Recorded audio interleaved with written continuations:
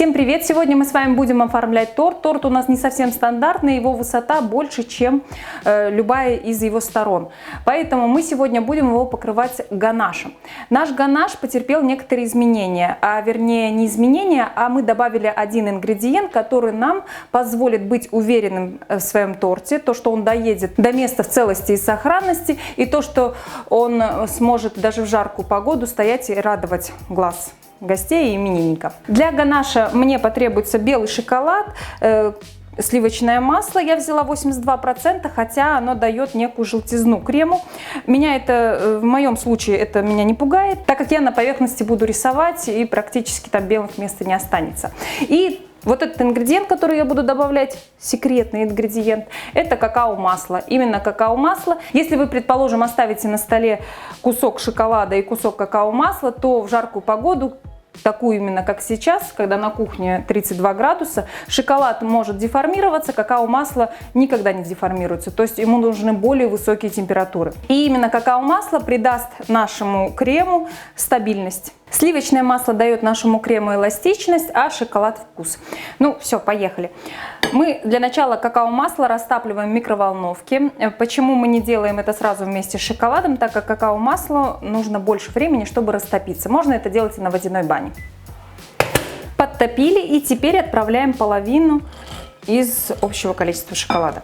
Далее отправляем в микроволновку полностью растопиться, но растапливать необходимо короткими импульсами, так как белый шоколад очень капризный и может быстро перегреться. Когда шоколад и какао-масло полностью растопились и нет никаких у нас нерастопленных крупинок, мы сюда вводим оставшуюся часть шоколада.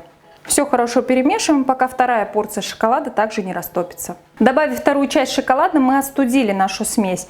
И она остыть должна примерно где-то до 33 градусов. Если этого не произошло и у вас он гораздо горячее шоколад, то можно это сделать принудительным способом в чаше с холодной водой, но непрерывно прям помешивая и постоянно измеряя температуру. Добавляем сюда масло комнатной температуры. И можно уже начинать взбивать. Взбивать мы будем, пока масса у нас не посветлеет. То есть у нас масло взбивается и крем становится более светлым и стабильным. Получиться должен вот такой вот ганаш, который очень хорошо держит форму, но так как у нас очень сейчас жарко, я отправлю еще вот недобитую мою массу, шоколадную отправлю в холодильник. Немного, прям на несколько минут. Минуты 3. А дальше я еще немного взобью, и у меня получится вот такой вот стабильный вариант. Если сравнить, какой была масса по цвету и какой она стала, это, конечно, небо и земля. Вот такая вот стабильность приходит со временем. То есть прошел где-то буквально час, как у меня масса постояла на столе. Это у меня остатки с предыдущей партии, с предыдущей порции. Вот такой он получается. Он воздушный, в то же время держит форму. Такой вариант вполне уже пригоден для того, чтобы начать выравнивать торт. Забыла сказать, что взбиваем мы на самой большой скорости. По необходимости можно крем в момент взбивания окрасить белым красителем, предположим, диоксидом титана, разбавленным в водке. Но не рекомендую слишком много добавлять красителя, так как это может повлиять на консистенцию крема. Окрашиваем такой крем жирорастворимыми красителями обязательно.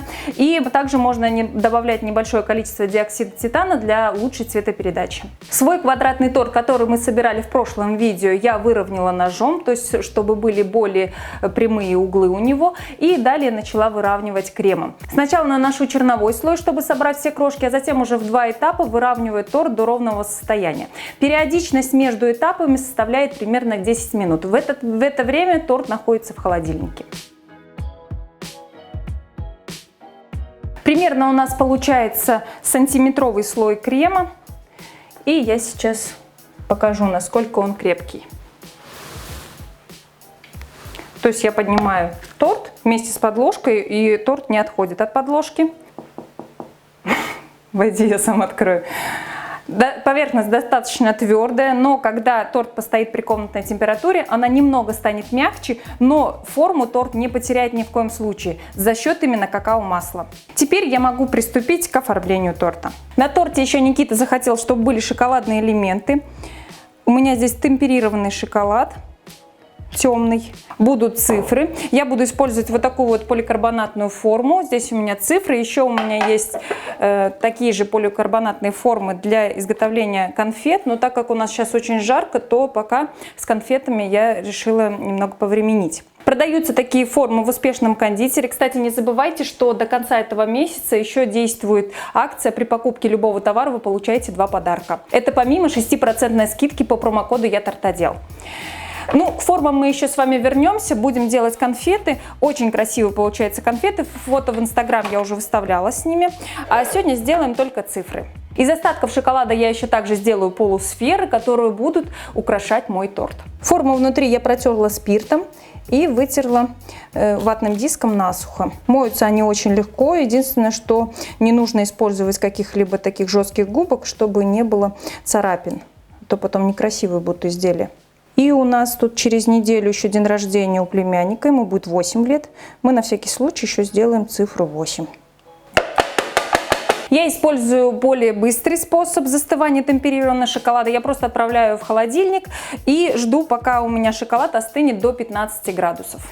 А дальше можно уже вытащить их. Извлекаются из формы они очень легко, нужно лишь перевернуть ее. При наличии конденсата, он в любом случае выступит, так как у нас идет резкий перепад температуры с холодильника в тепло. Даем торту постоять минут 15 при комнатной температуре, и конденсат испарится. Затем с помощью кукурузного крахмала и сухой кисти прохожусь по поверхности торта и начинаю рисовать.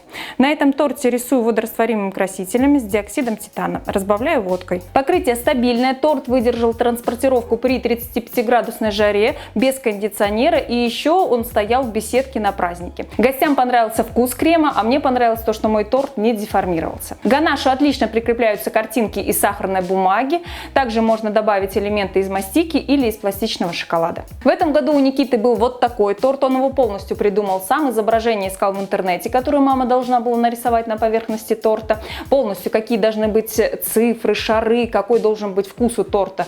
Он все это продумал сам. Ему очень понравился торт. Я надеюсь, вам понравилось это видео. Как всегда, желаем удачи в ваших начинаниях. Всего вам самого-самого доброго.